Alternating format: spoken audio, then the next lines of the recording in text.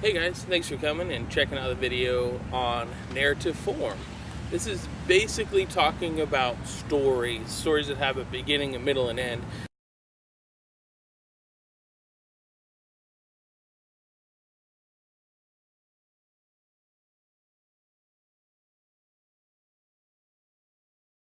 And not like your essays where you can kind of move those parts around to strengthen your argument or affect the way that your reader progresses through whatever you've written. But this is really about telling a story, and all stories kind of fit into this form. Generally speaking, you're gonna write in what's called an asymmetrical narrative form, which means that on either side of your climax is going to be a larger portion. Generally speaking, your rising action is going to be the bigger portion. Most stories are about 80% rising action before your climax, and some stories are even 90 or even more extreme.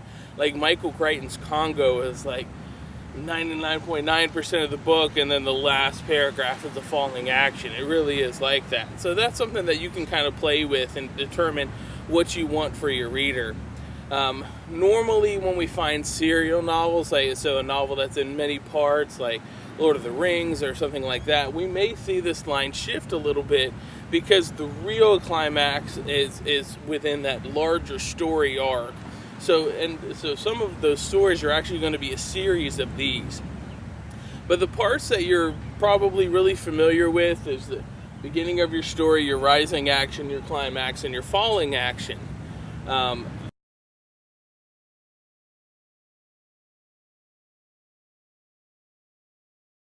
The parts that I want to talk about with a little bit more specificity for you guys, since your writing is going to be more complex than it used to be, is when you should do certain things and how you should plan this out.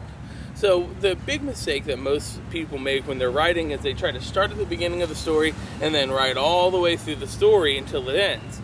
Well, you should plan better than that. Normally, when someone comes up with an idea for a story, it's right here at the beginning, and they kind of this is how this story should begin.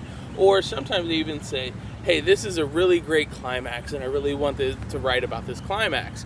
Well, what I would say to you is, when you have that idea, go ahead and plan what that whole story would look like.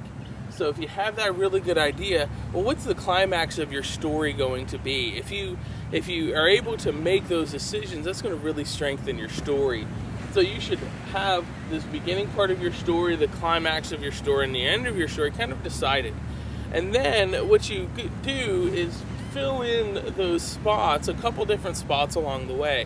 One writer by the name of Robert Jordan, what he would actually do is write paragraphs at random and then assemble those paragraphs and then fill in from one paragraph to the next or one story to the next within his larger novels. And he wrote super, super big books. So there's two types of stories.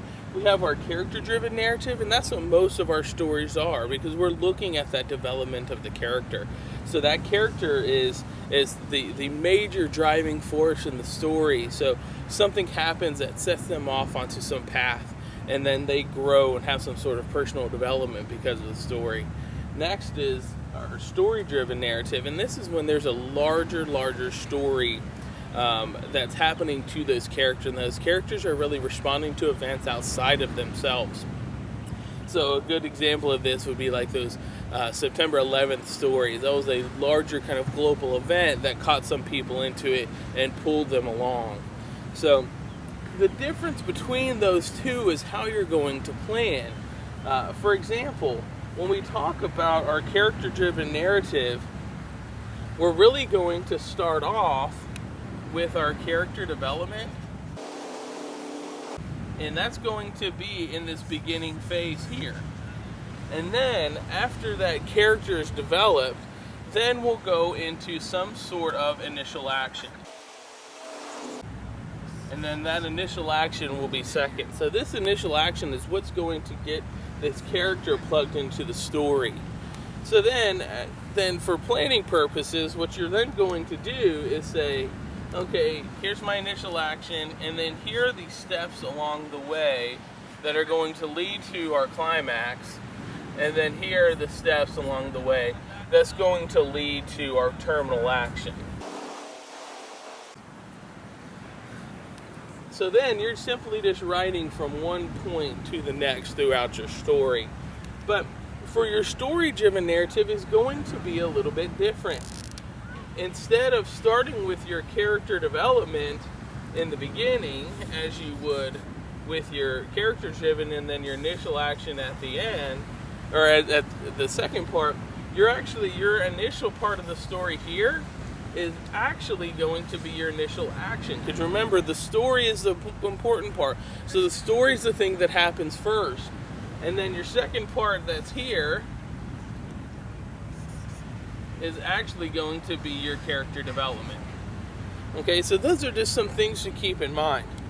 Now, the reason we say terminal action instead of the end of the story is, in truth, for it to really be the end of the story, pretty much everyone dies. Like, think Watchmen, for example. At the end of that graphic novel, everyone's either dead, insane, or useless.